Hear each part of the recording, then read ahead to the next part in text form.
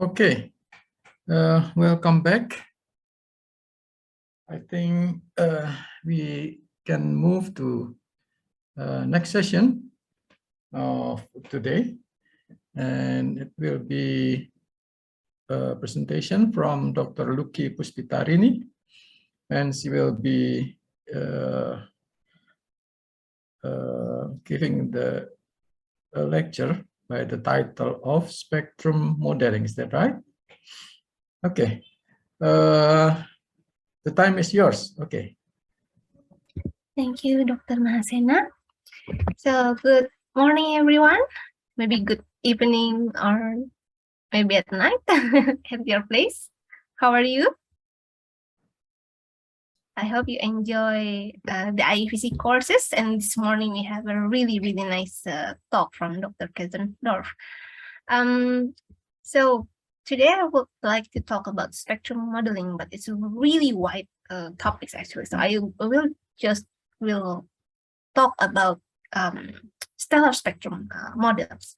But before I want to ask permission from the host, can you give permission to share screen? Please.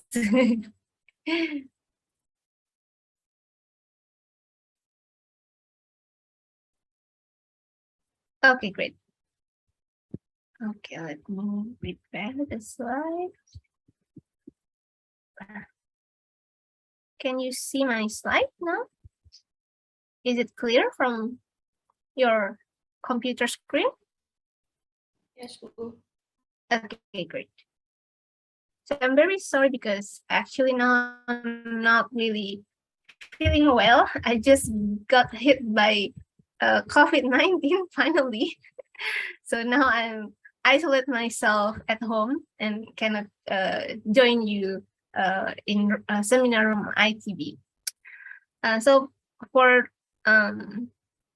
participants that who are not in ITB, let me show you a little bit about our campus. So this is our university, Institut Teknologi Bandung, and astronomy study program is in this Center of Advanced Science building in the top floor, where there's also a telescope that you see in the video during the break session.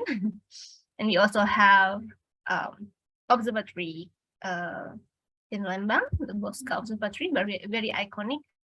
I hope that one day after this like COVID situation gone, you can visit Indonesia and then visit our observatory in here. So as I mentioned before, this is a really big job to tell spectrum modeling because it takes maybe whole semester or more maybe to tell everything. And astronomy objects is very not only stars but also galaxies. So what spectrum do we want to talk here? So it's a really wide topics, but I want we don't have much we don't have that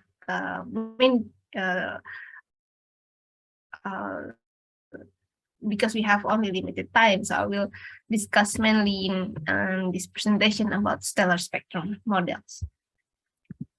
Okay. So this morning, supernova, which is very interesting. But let me bring you back to the basic first about spectrum and spectroscopy. I know that some of you perhaps not studying astronomy because some of you are physicists or from other fields. So let me give you a brief introduction.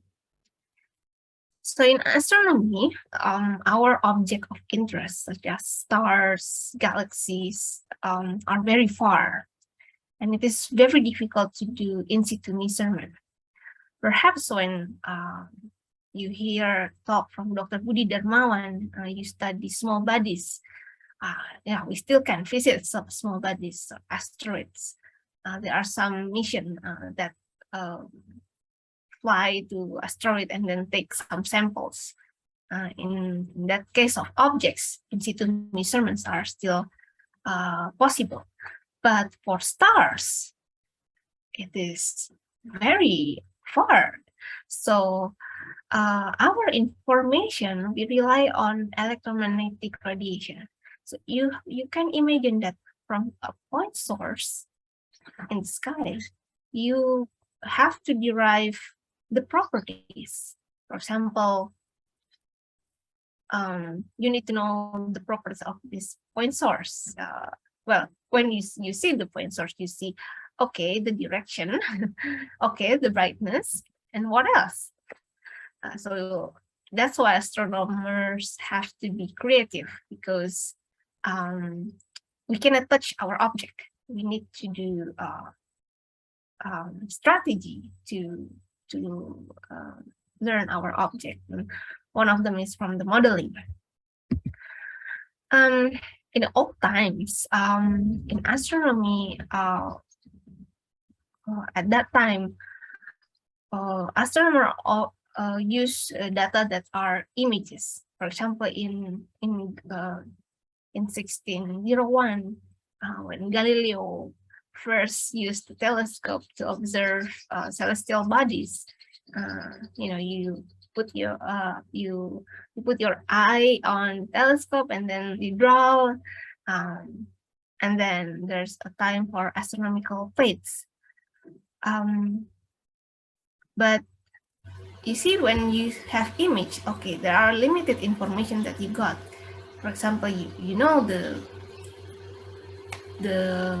position, you know the morphology, perhaps, and then you know the brightness. But if you know more properties about this object, you cannot just rely from images data. Here is an example of images data.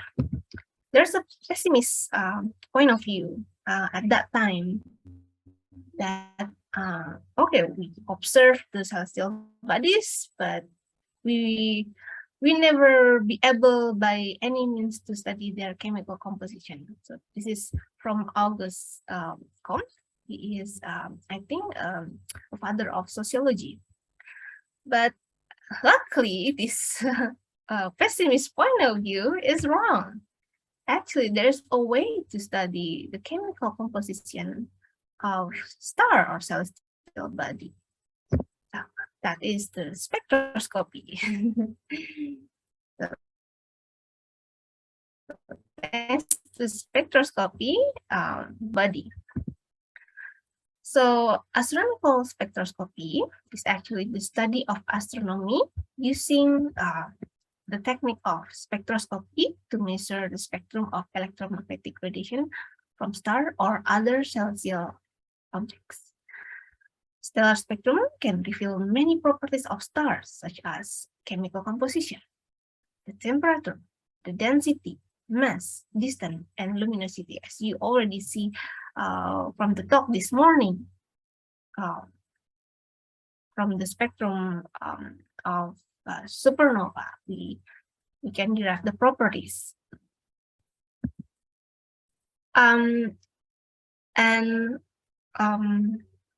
The foundation, the basic knowledge about spectroscopy, we have to thanks to Robert Bunsen and Gustav Kirchhoff. Perhaps you who already learned astronomy knows very well the name Kirchhoff, yeah, the Kirchhoff law, but Bunsen, not only in chemistry class, yeah.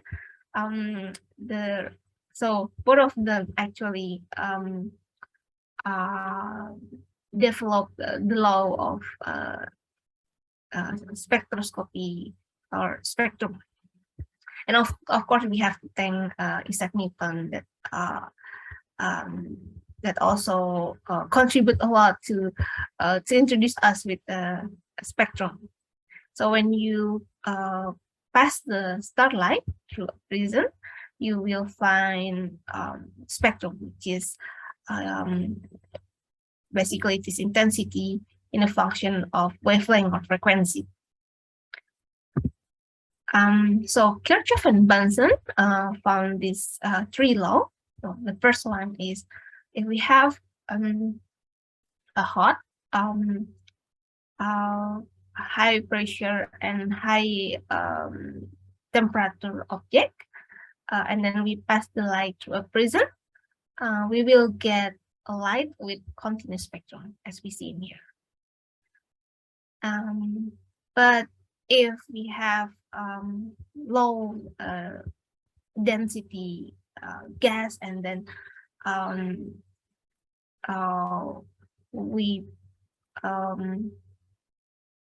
put light on the prism, we get this emission line. And if we have this dense, high pressure and high temperature source, but surrounded with cooler gas, we will get spectrum with absorption line. So thanks to this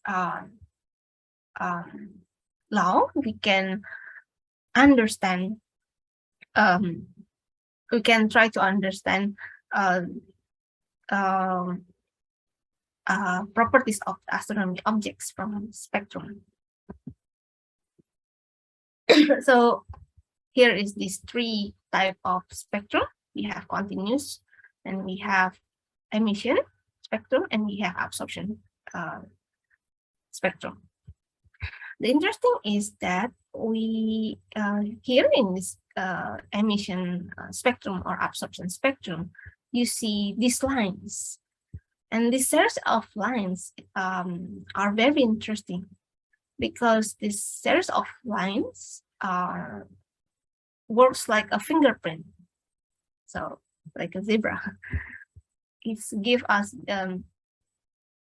because the series of lines are unique, and it will tell us about the atoms or molecules in this celestial bodies. So that's why we know the chemical composition. So that's why it is very interesting to use spectroscopy. So many information that we can get. And this morning, Dr. Wolfgang also have explained about why we get this absorption or emission feature. So here's a review. So this is due to the fact that the electron in an atom change their orbits. So when it go to higher energy, it absorb energy. So that's why you will see absorption features like this. But sorry, when the electron move to the lower energy, it release energy. So that's why we will see emission features like this. So this series of emission lines or series of absorption lines are very interesting, because it will tell us about the chemical composition of celestial bodies. So here I put again, this is a spectrum, and for example, for hydrogen, so for hydrogen atom, it will have series of line like this. So if, for example, you have a spectrum and then you see this series of line, then you will know, oh, there's hydrogen in the celestial object, in the stars, for example. And so what I have shown you is spectrum in 2 dimensions. So this is the intensity, the Z direction show the intensity of the spectrum, where the x-axis, this is the wavelength, and this is sorry, I haven't turned on my pointer. Whereas here you have 1D spectrum, 1-dimension spectrum. So this is the intensity or the flux in a function of wavelength. So you see that the absorption here correspond to the dip here, the decreasing of intensity in the plot. Sorry. And this is an example of stellar spectrum. So you see, from the top to the bottom is from high temperature stars to more lower temperature stars. So this is for O-type stars, which is the hot star. And then this one, M, is the coolest star. You can see that there's different properties of these stars. Well, for example, from the peak here, you can see it looks like a peak in here. That the peak is slightly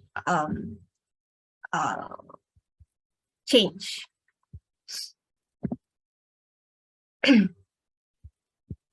So what we know from the spectrum, so there's a lot of information that we can get. So I have emphasized we can know chemical composition. We can also know abundance, kinematic, pressure, temperature, and magnetic field, and so on. For example, abundance, you see that there's this, if for a line here, it tells you higher abundance. And you can also know the kinematics. So when you observe the spectrum, you probably see that this series of absorption or series of emission might change or shift a bit to the red or to the blue according to the movement of this star, which we know as a Doppler spectroscopy. And then when we model the line profile in the spectrum, we can also determine pressure, temperature, or magnetic field, and so on. So actually, when we want to model spectrum, there's two approximations, whether you want to do a full spectrum model or you want to model only a line, absorption line or emission line in the spectrum. And the question is that if we have a spectrum like this, how from this, the spectra, we can change or we can obtain the properties of the star? And the answer is we need to model, of course. So before I go, before I continue, let me do an open quiz for you. For example, if you use spectrograph to measure light emitted by a star at optical wavelength, okay, what information you can extract from the spectrum? This is an example of the spectrum. What information you get from this spectrum? I think we can get the temperature while calculating the wavelength. Yeah, very good. Yes. Chemical composition, like what elements Yeah, on the absorption line we chemical, can see. Yeah. okay, chemical composition. That's Yeah. great. We can also get the redshift, I guess. If we know this absorption line, we can like get the redshift. That's great. Yeah. Yes. Thank you. So yes, we can get the temperature. I will show that here. So the continuum of stellar spectrum is actually we can compare with this black body radiation. So stars, the properties of the star is quite similar to the black body. So it follows law of Planck. here. So here we have Planck formula, yeah, and we can see that there is a relation, yeah, between the temperature here and the wavelength of this peak of temperature. And the temperature in here, we call it effective temperature, or practically it's like the surface temperature of the star. So you see that when the star has lower temperature, here, the wavelength here, you can see that the peak is in a longer wavelength. Where if this the effective temperature is higher, then the peak is at the shorter wavelength. So yeah, we can get effective temperature. And then yes, we can get chemical composition. So for example, here is actually hydrogen lines, series of hydrogen lines. So you have Balmer series. And yeah, your friends also have already mentioned that you can also get the redshift or the kinematics from Doppler spectroscopy. You know that if the star is moving toward us or moving away from us, so we can compare. So I mentioned to you that to know the what atom in star, we have to see the series of line, and if we see this series of line move or shift according to the wavelength, we can calculate the shift, and then there's a formula which is actually Doppler spectroscopy. So delta lambda equal to radial velocity divided by constant, light constant, light velocity, which is a constant. So for so here we can compare the wavelength of this line, which is for hydrogen or other atom, we know from the database. So Dr. Wolfgang have mentioned you about line list. So practically we can try to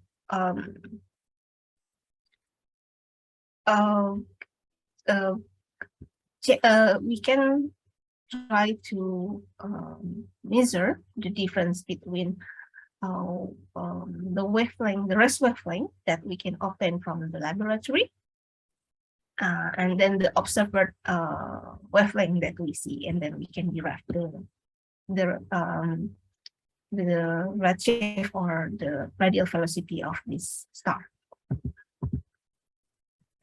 Okay, to model this spectrum, or sometimes we call it synthetic spectrum, to obtain synthetic spectrum, the things that we need to do is to understand a model of stellar atmosphere. So stellar atmosphere are connecting the link between observations and the rest of stellar astrophysics. So why do we need a model atmosphere?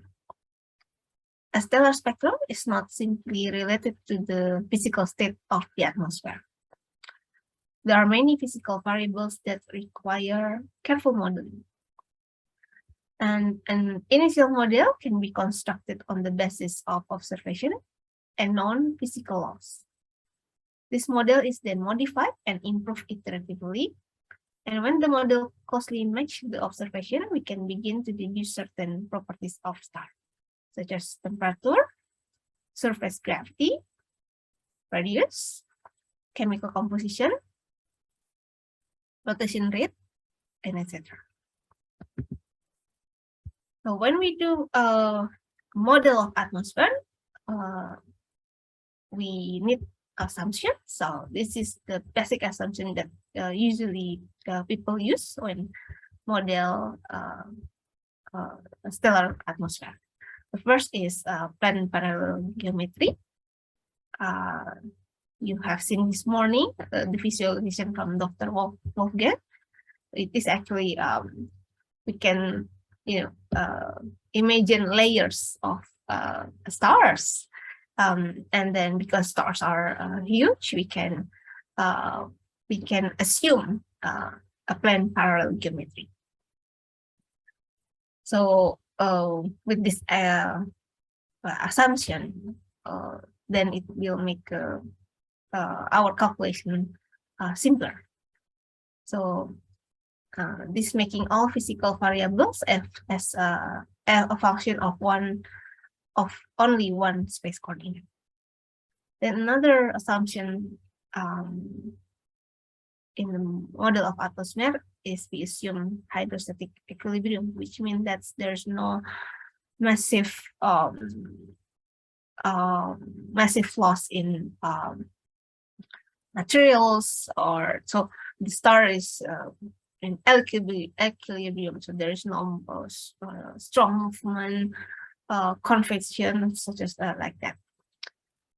And then we also, so to simply the problem, we often also assume no fine structures or no sunspot or other fine structure that we can find in stars. And in most cases, magnetic fields are excluded. For the hydrostatic equilibrium, you have seen in lecture from Dr. Nur Haslida. So this is one of the fundamental equation of stellar structure with important implication for the properties of both in the interior and atmosphere. So for the atmosphere, the mass, radius, and gravity are fixed at the surface value. And then the associated inward gravitational force per unit volume, the density rho multiplied by the gravity, must be balanced by a negative radial gradient in the gas pressure. So this is the equation of hydrostatic equilibrium, as you already seen in Dr. Nur Haslida lecture. And then other mathematical model that we need to model spectrum is the stellar photosphere. We must here the geometrical extent of the photosphere in star differs inversely with the surface gravity and the opacity of the gas in the photosphere. And then the temperature affects the nature of the atmosphere because it varies strongly in photosphere. So we need to define what we call as effective temperature, as I mentioned before.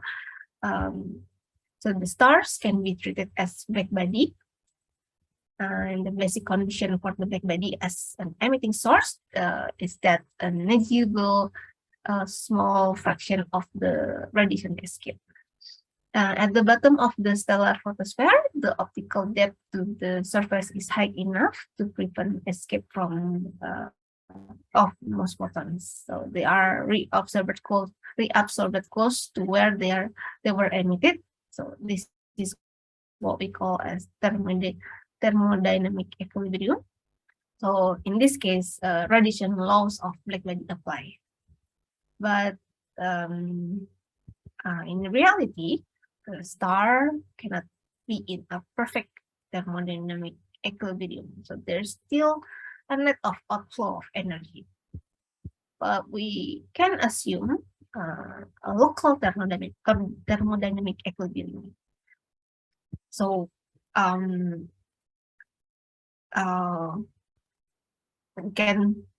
stars can be treated as a black body, so perfect absorber and perfect emitter, but it's not perfect, so we can assume local thermodynamic equilibrium. So each layer of star, we can assume it as local thermodynamic equilibrium. Sorry. Thermodynamic equilibrium is applied to relatively small volumes of the model photosphere, volumes with dimension of order unity in optical depth. For this reason, the name is local thermodynamic equilibrium. So we see that in a small volume of the photosphere model, the thermodynamic equilibrium is applied.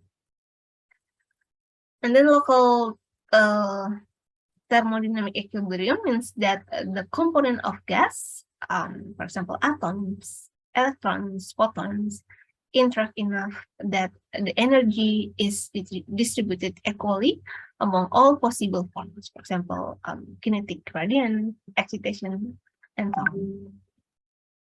Therefore, following theories can be used to understand physical process. So, because here we can apply local thermodynamic equilibrium. So some theories can be used to understand the physical process. Physical processes are here distribution of photon energy or Planck law, black-body relation. Other theories are Maxwell-Boltzmann relation, and then Boltzmann equation, which tells you about excitation levels, and then Saha equation that tells you about ionization states. So together, these equilibrium equations account for the basic features of stellar spectrum. So Stefan-Boltzmann relation will give you effective temperature or surface temperature of the star. So Boltzmann equation give you excitation temperature. Saha equation give you ionization temperature. And then Maxwell-Boltzmann distribution give you kinetic temperature. And then Wien's law approximation. So there's a with the black body law, we can approximate with Wien's law. There's a relationship between the temperature, effective temperature, and the wavelength of the peak of the black body. So this is Stefan-Boltzmann relation. We see that the luminosity of star proportional to the temperature effective poverty 4 here. And here what I mentioned before, Wien's law. So there between the temperature effective and the wavelength of this peak of black body is actually constant. So that's why we can predict the peak of this intensity of star. Then from Boltzmann equation, this equation describes the distribution of atoms of a particular ionization state among their various possible excited levels at given temperature. And then there's also Maxwell-Boltzmann distribution. So when particles interact sufficiently, they spread the available energy around, and an equilibrium distribution evolves, which means that the velocity of particle in the thermodynamic equilibrium in a hot gas are distributed with Gaussian or Maxwellian velocity distribution. And this we have also Saha ionization equation, which is an expression that relates ionization state of gas in thermal equilibrium to temperature and pressure. So to resume, the relationship between those equation and the observed spectrum that we get. So the Planck law explains the overall continuum shape of stellar spectrum, or which is similar to black body that we already seen. But the features in the stellar spectra, for example, this absorption or emission in the spectrum can be explained from Boltzmann and Sahai equation. Okay, from here, is there any question from the participant? I have a question. Yes, please. Since we're looking at spectra of stars, basically, I would like to know, like, are we going to model a few spectrums? Yes. Yes. So from this atmosphere model, we can get the spectrum of star. Is that your question? Yeah, I guess so. One more question. So I've been playing a bit with Hubble Legacy Archives and the MISKI archives, where they have astronomical data in the form of high resolution pictures and other spectroscopy stuff. I would like to know if you guys have like familiarity with HLA per se. Sorry, can you repeat again the last part? I would like to know if you guys have had experience with Hubble Legacy Archives spectrographs. Oh, okay. Okay. Thank you, Megan. Yeah, sorry, I have a little bit brain fog today because I'm not feeling well. So yes, for the archive, for Hubble archive, I personally I haven't tried Hubble archive personally, but I have been, so luckily in this era of virtual observatory and data are public for everyone. There are many spectroscopy archives that we can access. For example, from SDSS, for if you interest in stars, also galaxies, there's quite a lot of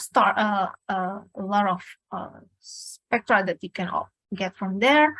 There's also ESO archive that you can also access to get spectrum. Perhaps I can later show you how to get. I hope you can show us that. I think that would be very interesting to see. Yeah. Thank you. Yeah, thank you, Megan. Any more questions?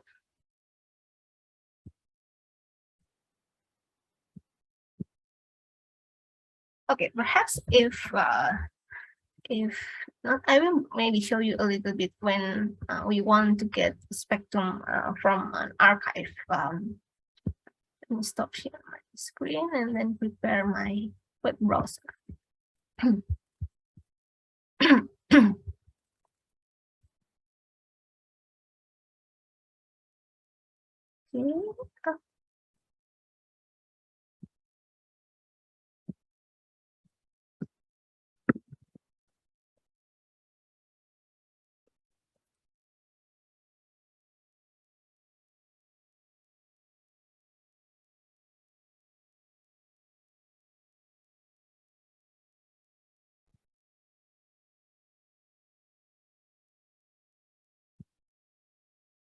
Sorry, my connection is struggling now.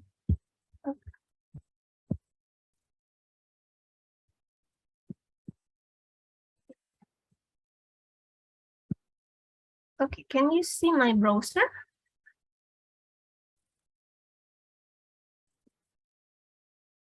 Yes, Bu. Yes. Okay, so this is an example of spectroscopy archive. This is from ESO, European Southern Observatory. For example, you search a particular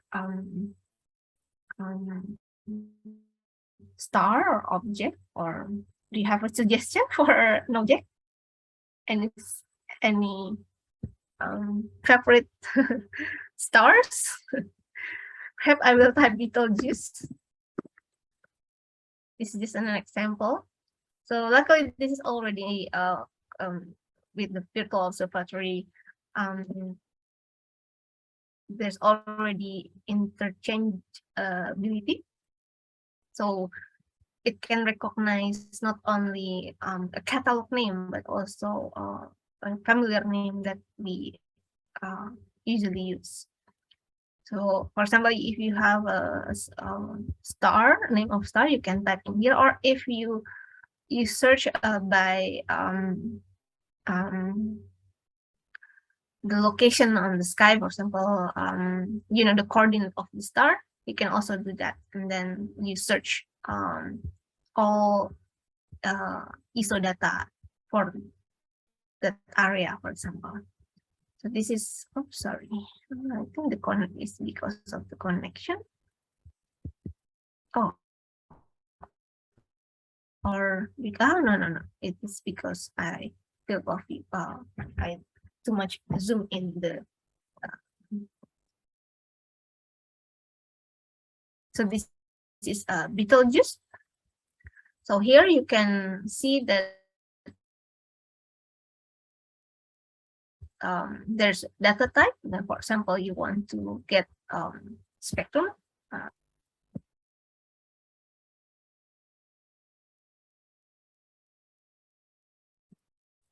Sorry, my connection is slow.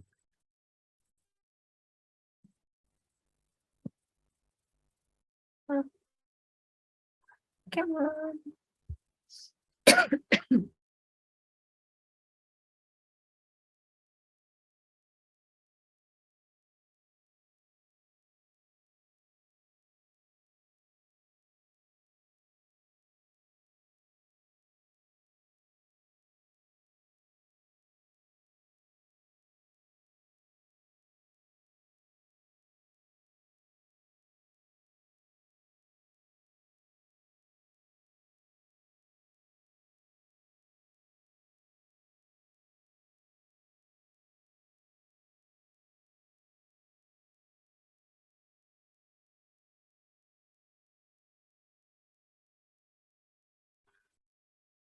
Okay, in the here in below in the bottom part, you see that a list of available spectrum data that you can get, and then you can click download, or you can also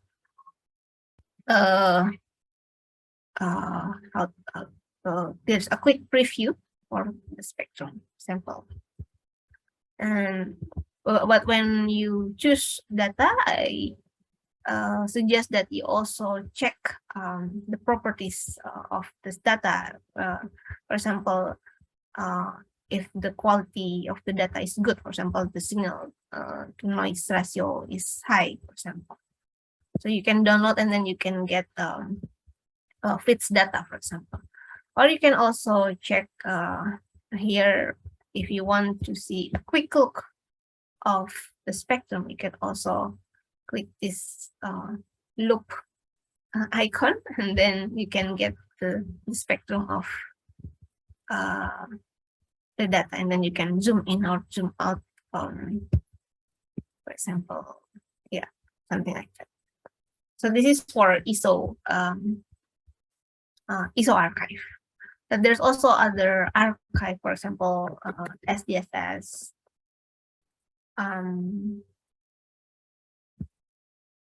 where you can get spectrum data. Here you see optical spectra. There's also other archive, for example, LOD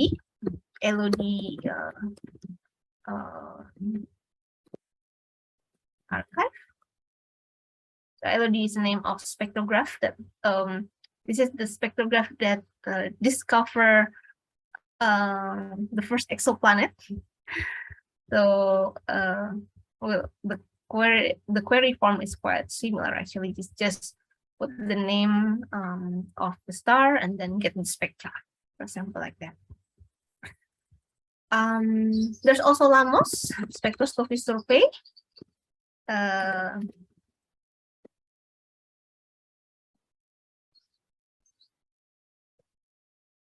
Yeah, this is also other option of spectral archive that you can consider. And if you're do you familiar with virtual observatory? If you're familiar with virtual observatory, you can also get stellar spectrum archive from directly from virtual observatory. I hope that answer your question.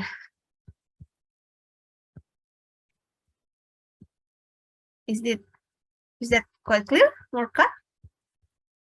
Yeah, it's clear. I have a last question. Mhm. So maybe you'll answer this in later on in your slides. But how do you when you get the data for the spectrograph, right? When you get that data, how do you know which the chemical composition? What programming code do you use to dissect the data to see Oh. what the chemical composition is composed of? Oh, you mean line identification? Yeah, line identification. Yeah. Okay. Actually, Dr. Kerzen Wolfgang already gave a hint this morning that we need to know, we need to have a line list actually. So usually when we do spectroscopy, we have to prepare ourselves with tools. So one of the tools is a line list. So we know from the laboratory, so from atomic laboratory, we know the list of line, for example, the rest wavelength of each line or correspond to transition. And then we can compare it with our spectrum. And how do you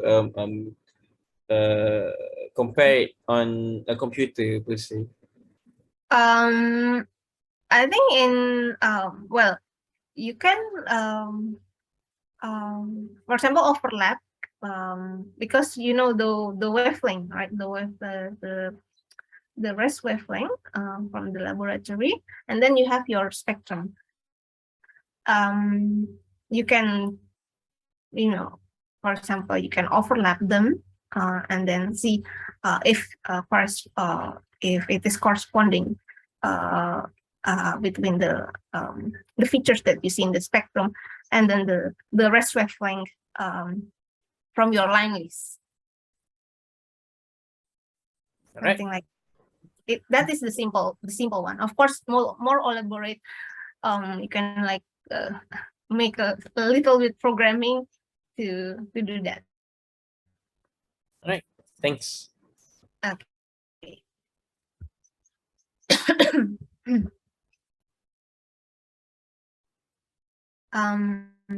Here I saw a question from Aisa. I saw that the signal SNR. So is it okay to use the spectrum data despite the high SNR? Yes, it is okay. Yes, it is. It is okay, Aisa. But you have to be careful when you have low signal to noise ratio, which means that the noise and the signal is at the same level. Oh, I also have an additional answer for Mokat about how to do a line identification, that we can also use atlas of spectrum. So many people already like make an atlas of spectrum. Then you can use this atlas to check with your observed spectrum, to compare it and to understand the chemical composition or what atoms or ions in the that is related to the features of in the stellar spectrum. Okay, any Any more question? If not, maybe I can continue to my slide. Okay, the very important equation to finally we can do a spectrum model or synthetic spectrum is a transfer radiative equation. So the transfer equation is the basic tool that describes the passage of light through a stellar atmosphere. So here you see the actually this is similar equation that Dr. Wolfgang mentioned in this morning. So here you see that there is delta E, or difference in intensity that we observe. And then there is this minus kappa E, which is the term of absorption. And then G, this is the term for emission. So basically when you see a source and then this is us, and then there's absorption or emission process between the source and us. So this is actually described in this equation. If we ignore this part, this emission part, and then we try to integrate this differential equation, you will find that the equation that you saw this morning, that intensity that we observe is equal to intensity that emits from by the source multiplied by exponential minus tau, which is optical depth. So to know anything about physical condition of stellar spectrum, temperature or density, we must know at what depth of spectral lines are formed, which means understanding and solving the radiative transfer equation. And powerful simplification is plan parallel atmosphere, which assumes that because stars are huge, so we can assume that so the layers are like a plan parallel. So plan parallel atmosphere. And then as a precursor of as a precursor to calculating the transfer of radiation through a model stellar photosphere, need to first consider the continuous absorption coefficient or opacity. So the detailed calculation of opacity is tough and extended problem. And cross-section as a function of frequency for all sort atoms and molecules, and even does grain have to be calculated. And in the case of stellar spectrum, so similar to supernova, the cross-section or this opacity, we can the data for this we can obtain from the line list that have been provided from the laboratory. Then the wavelength dependent shape of continuous spectrum emitted by star. It also has a major influence on the temperature structure of an atmosphere because the opacity controls how easily energy flows at a given wavelength. So to presume, so if the opacity is high, the energy flux that we receive is low. Any process which removes photons from a beam of parallel light traveling through a gas will be called absorption, which include scattering. So this is the first part of this. This term. Just different slight modification. So you see that the difference of or the change of in intensity is proportional to its intensity, the distance traveled, and then the density of the gas or rho. And here kappa is this absorption coefficient. So opacity here is a function of composition, density, and temperature. So here again, the radiative transfer equation. Sometimes the change in distance, we can move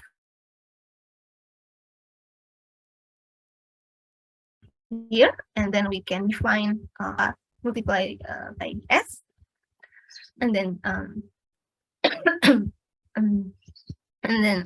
s source function is here d divided by kappa. So here if we move ds in here, and then we change kappa multiply ds by deta, and here if we use deta, then we use j divided k. So here is a new formulation of a radiative transfer equation.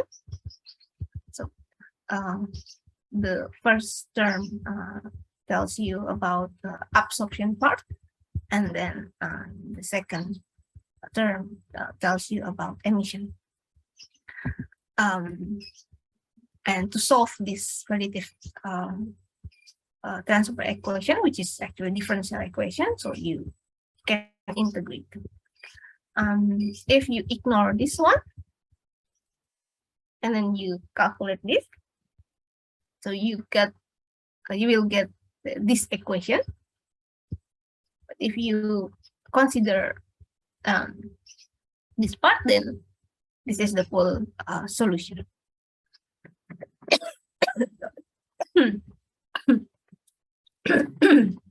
I'm sorry, I need to take a little bit.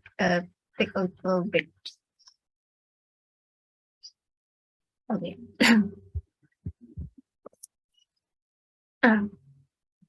So the primary source of opacity in most stellar atmosphere is photoionization of hydrogen ions, but this become increasingly ionized for A or B stars. And then photoionization of hydrogen atoms and free absorption become the main source. For hot star like O stars, the main source is the main source of the opacity is electron scattering, and then photoionization of helium is also contributed. And then for cooler stars, molecules can survive in cooler stellar atmosphere and contribute to bound and bound-free opacities. The large number of molecular lines are an efficient impediment to the flow of photons. Okay, now for the stellar atmosphere model. So you already see the mathematical formula, the basic equation that are used to generate spectrum model or synthetic spectrum. So here I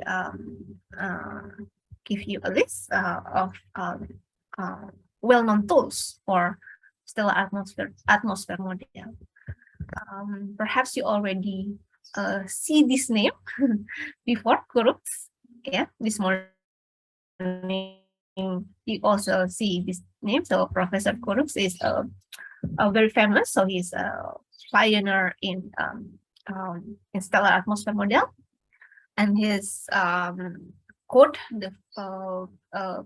for calculating this stellar atmosphere model,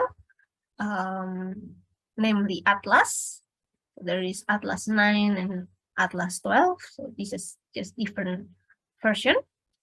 But then also other models similar to Atlas, which is also popular. For example, Mars model. So in the case of Gaia satellite data, Marx model are often used. This is developed by Gustafsson et al. So when we use these tools,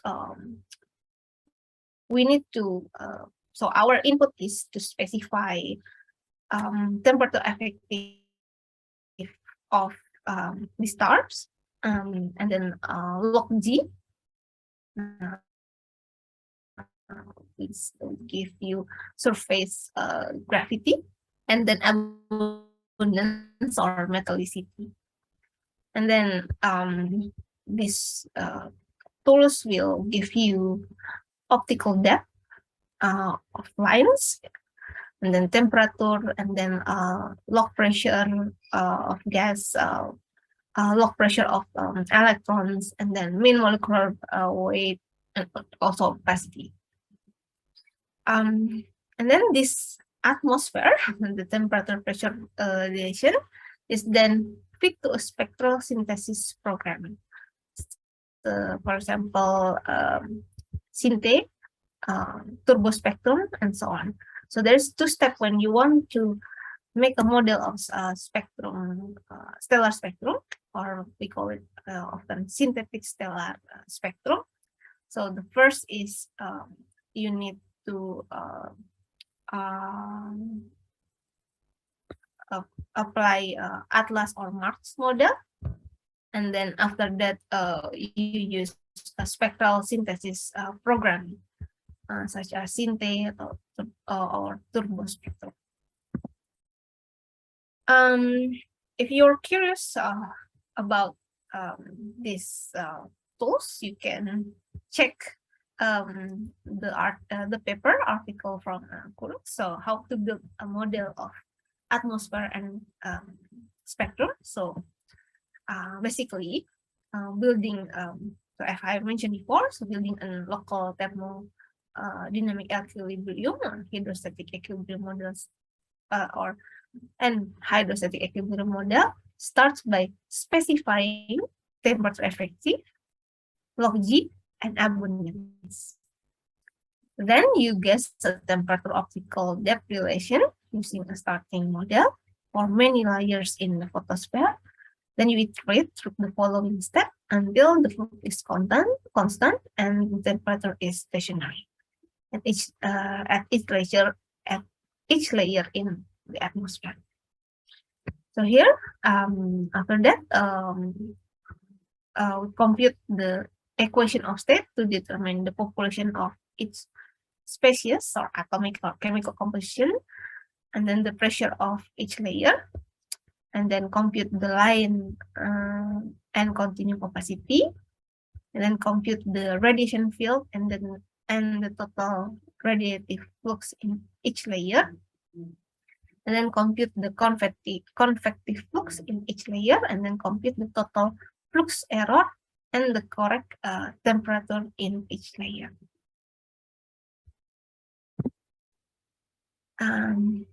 So that is the principle of this spectrum modeling, or to create a synthetic stellar spectrum. But of course, we have to remember that radiation of a star is affected by a series of interactions before it appears on your screen as a spectrum. So you see that these are possible things that possible interaction that probably appears in your spectrum. So not only the spectrum of the star itself, but perhaps you will encounter circumstellar materials or interstellar matters. And of course, our atmosphere, our Earth atmosphere is a very big challenge for astronomical observation, because it will give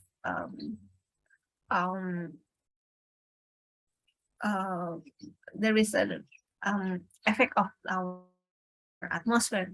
Our atmosphere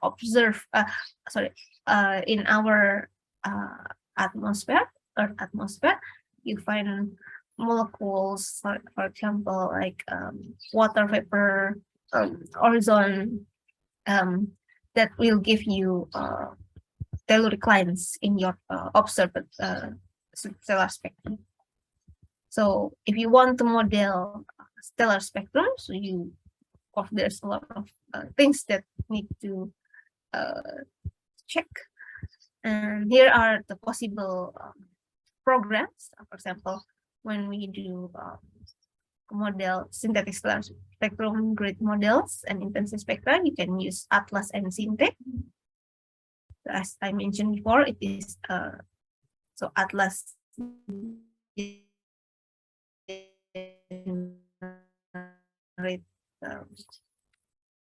the mass, and then Syntac will generate into model also the effect of the rotating star in the spectrum. There's also other program. And if you want to take into account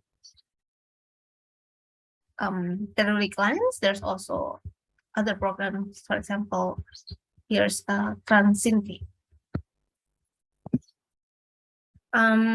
Here I give you a list of so luckily the spectrum model is quite heavy, but luckily people already perform it and then provide you the grid for this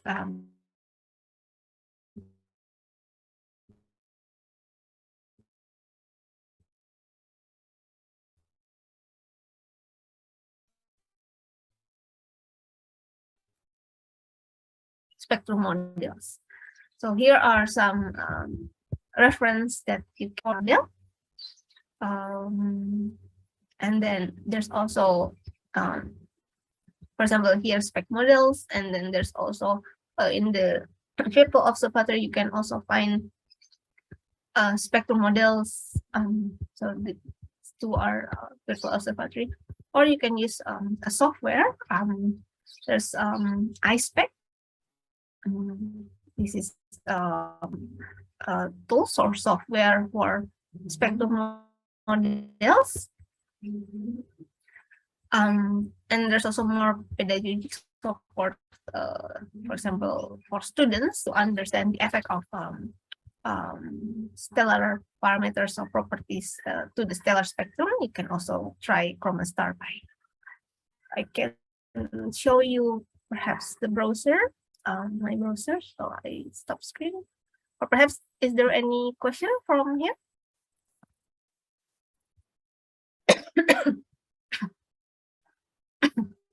Are you going to show the Chroma Star Pi?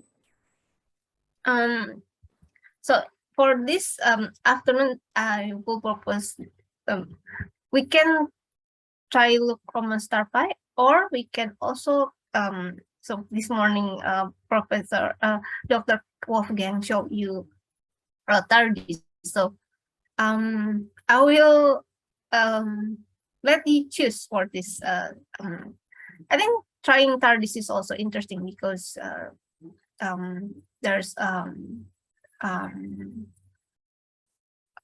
the tutorial that Professor Wolfgang have shown us. Perhaps it is nice to try this morning.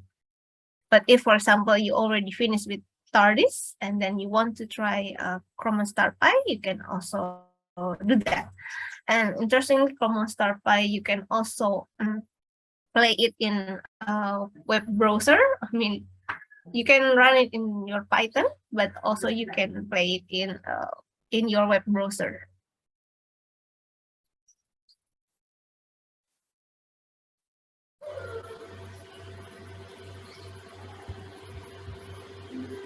All right, thank you. Okay. Okay, so let me go to my browser. Oh, here. Yes. Okay, so this is the website of Professor Kurus. So here you can see that there's grids of model atmosphere, which is the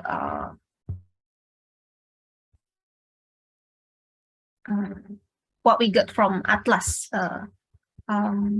tools. And if you're interested to read more about the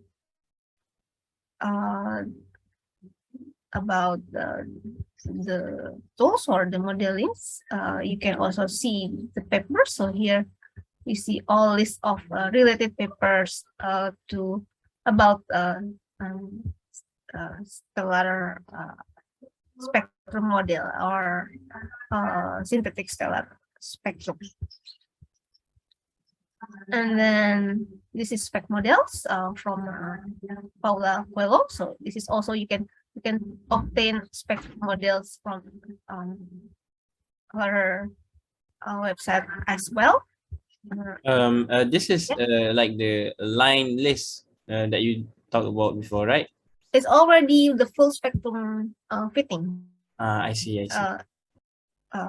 So for the line list, sorry, I should have here an example of line list you can see in here. So this is what supply tools of spectrum modeling. Or you can also go to NIST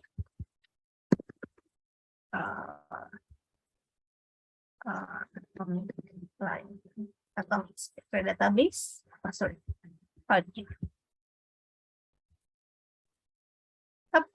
So in case you want to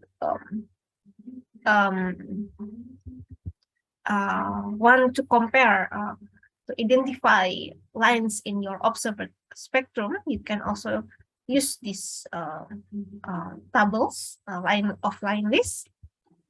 For example, you select a range of your spectrum, and then you generate, and then you can compare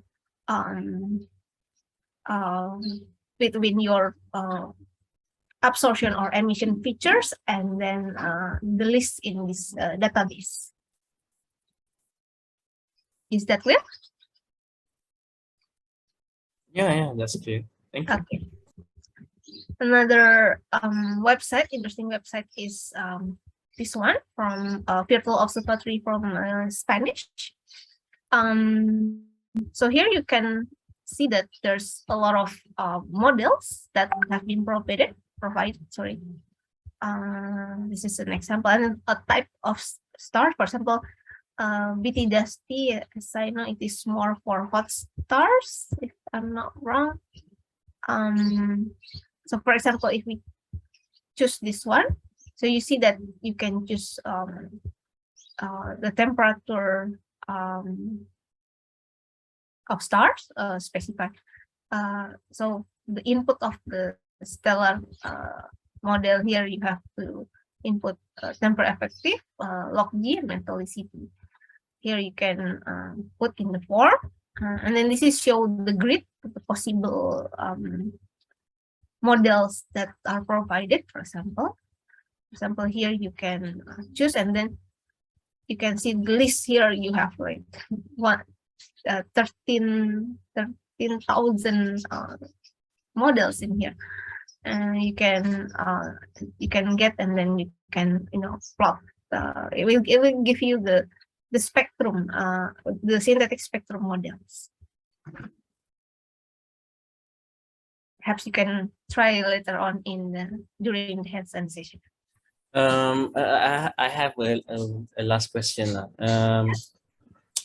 All of these links, ESO, SVO2, and the other one, physics NIST. All of this is in your slides, because I overlooked that. Because hopefully, the links, the website links, yes. are they in your slides? Yeah, I will put it in my. I have put in my slide. Yes. All right. Thank you. But if you want, I can put it in the chat. No, I think I prefer it to be in the slides, since I want to download the slides and review it later on. Oh yeah. Okay. Thank you. Okay. I will continue again. I think there's a question in chat. Sorry.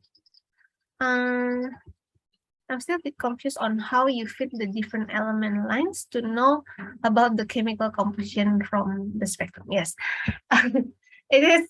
It is not so easy because there's a lot of lines in a spectrum. In high resolution, we can reach about millions or 100 millions lines.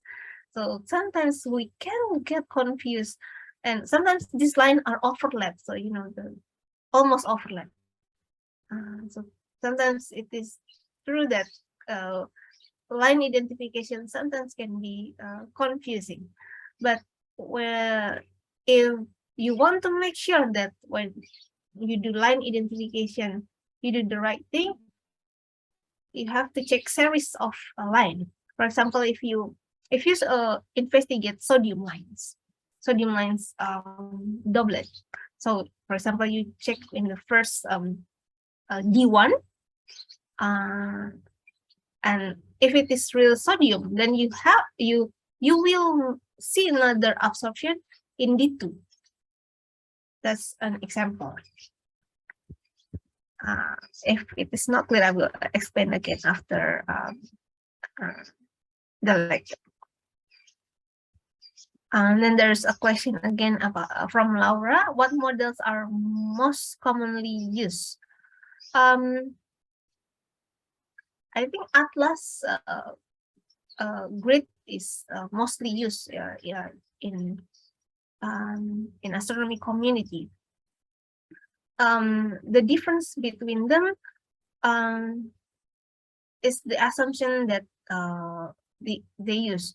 For example, as I mentioned before, the model can be from plan parallel, but some group also try to model in 3 dimension. So something like that. So is it clear, Laura?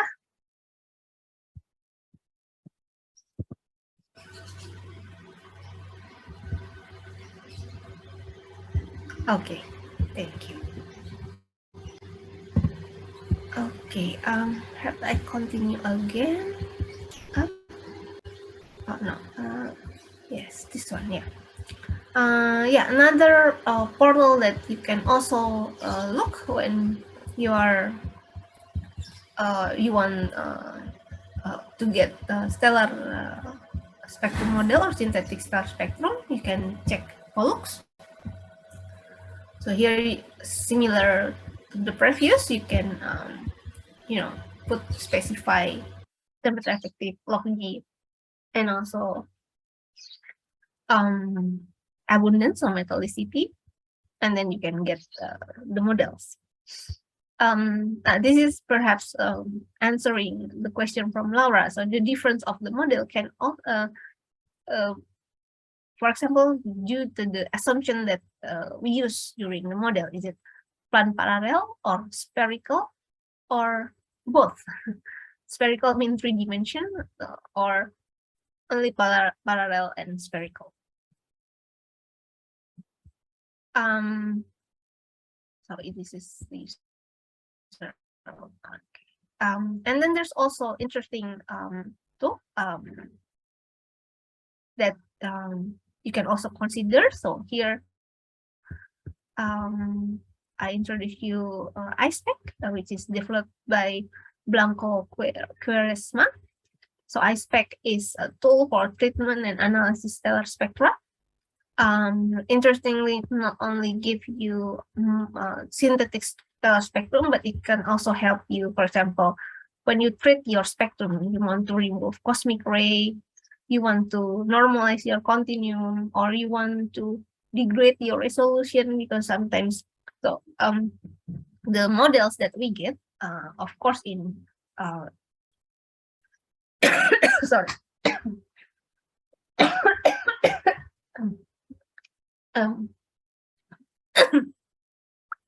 The synthetic spectrum that we got is, you can assume that it is from like unlimited spectral resolution spectrogram. So it's very, very high resolution. So if but your observed spectrum, of course, not. It is depend on the spectrograph that you use. For example, in Bosca Observatory, we have Bosca compact spectrograph. I think the resolution, the spectral resolution is about 10,000. So if I want to use synthetic stellar spectrum and then compare it with the spectrum that I get from this Bosca compact spectrograph, I need to degrade the model to the same resolution as my data. So iSpec can do that. And of course, radial velocity determination, which is actually Doppler spectroscopy. Telluric lines identification or resampling. And actually behind these tools, again, you find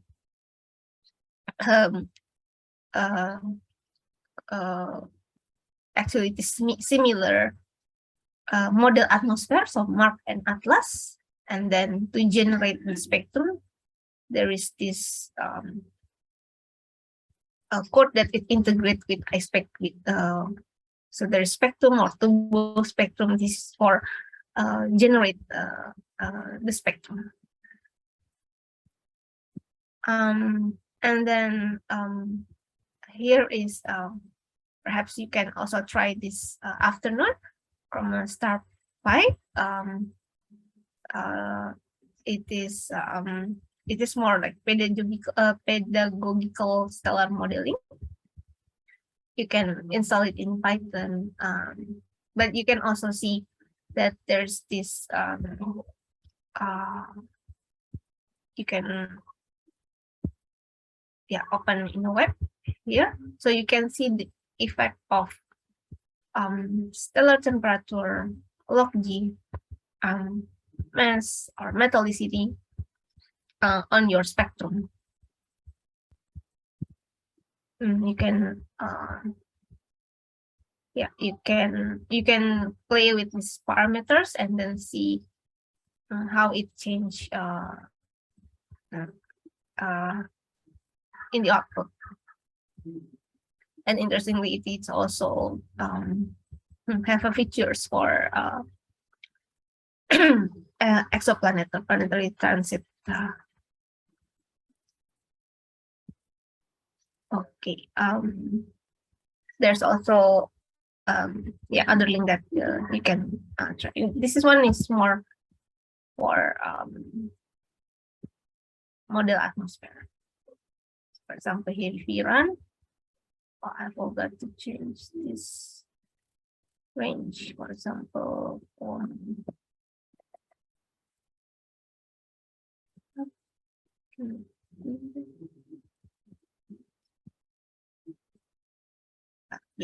so this is an example of spectrum synthesis or spectrum model. Okay, I will stop my screen here. And is there any more question?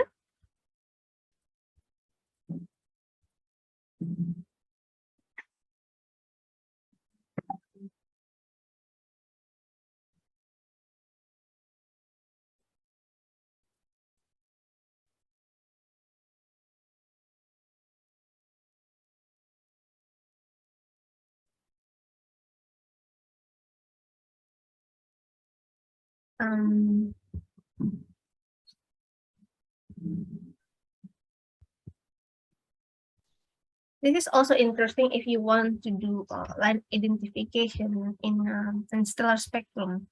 So there's what we call Atlas of Stellar Spectra. So here they already list of type of stars, so from hot to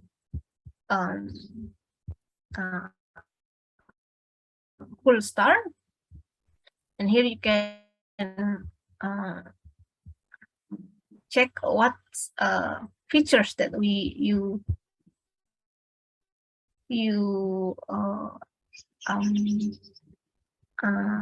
obtain. So usually there's this So this gives you a clue of what features will you expect on that particular star.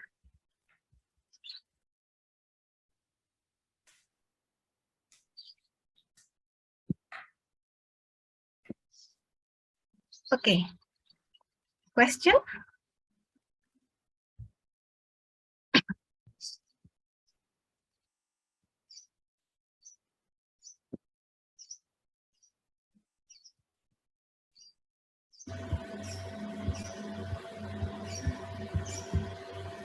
Any more question? Okay, we still have 4 minutes. Okay, Yeah. Okay. Dr. Luki, do you still have any more slides? Oh, there's one question. Okay. Yeah. Okay. So thank you for the wonderful talk. So I want to discuss on the thing how we actually fit. Like, do we just see some prominent lines or all the lines we want to fit? Sorry, can you repeat the question? I mean, from the spectrum, when we try to get the composition, chemical composition, Mhm. we try to fit the spectrum lines, like element lines. Let's say if there is silicon or not, if there is hydrogen or not. So, what I'm asking is, we just try to fit some prominent lines because we know from theory or some observations as well that there are few lines which are prominent and few lines which are not prominent, right? So Yeah. let's say we know, like from theory as well, like from the stellar evolution theory, we also understand that what element will be the prominent one and what element will not be. So we just like want to try to fit the those prominent line only, or just like whole set of lines in So that is yeah, many lines, not only prominent. okay. Usually with the Atlas Sinte, you you you can already model many lines, like 1,000 lines. Um, but it depends on your line list, actually. So the more complete of your line list, the better prediction for this line. So not only prominent lines, but also like maybe iron lines. There's a lot of iron transition. Iron lines, yes, yes. So you will find a lot of them. But despite the the robust, now we already really advanced in this line list. I mean, this is in atomic physics already make a really nice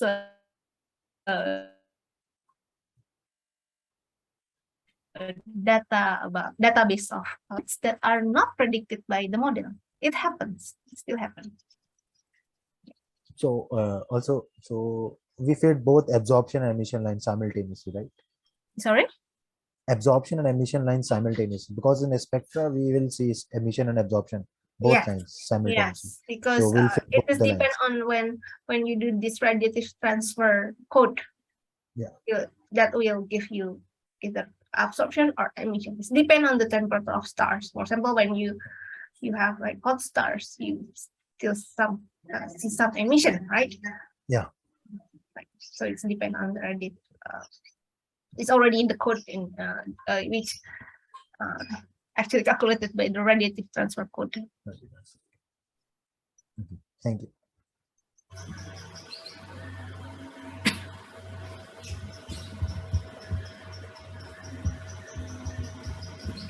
Okay, if there is no more questions, I think the time is right now, 11:14. Okay, let's give applause to Dr. Luki Puspitarini. And thank you very much for your time and your interesting talk. And this will be useful for all of us. And you will be back again, but I'm as a moderator, I will finish this session. So probably, okay, you will return after lunch, okay? Okay, to all participants, have lunch, and we will return 13, I think, at 13 o'clock. Okay. bye. I will finish this session right here. Okay. Thank you very much. Goodbye.